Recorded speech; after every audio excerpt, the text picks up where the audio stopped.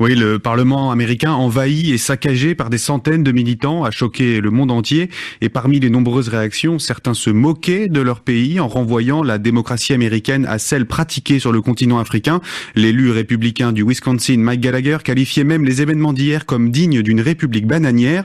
Des propos qui, ajoutés à ces événements, ont blessé Léandre, un Togolais immigré aux États-Unis dans le Minnesota. J'ai eu honte pour moi-même. Les gens du Togo me disent, voilà, quelle leçon vous allez encore nous donner. Vous qui êtes en Occident, qui à chaque fois, vous nous dites que la démocratie, c'est bien. Mais voilà chez vous ce qui se passe. C'est dégradant. Nous, ça nous a complètement dégradé. Ça nous a diminué en termes de leçons ou d'appel à maintenir le cap de la lutte pour la démocratie en Afrique.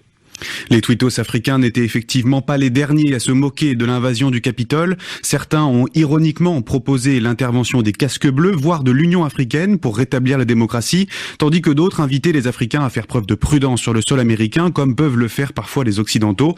Mais derrière l'humour, et comme l'a dit Léandre, il y a une vraie inquiétude de voir un modèle démocratique vaciller. Et la question du racisme est également soulevée sur la toile depuis hier, Victor. Ouais, de nombreux internautes ont qualifié l'intervention de l'armée et de la police comme étant plus dur si cette invasion avait été commise par le mouvement Black Lives Matter.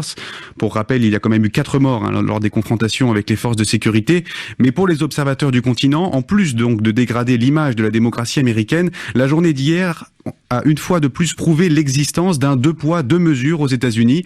Les Blancs sont moins susceptibles de se faire tirer dessus que les Noirs, même lorsqu'il s'agit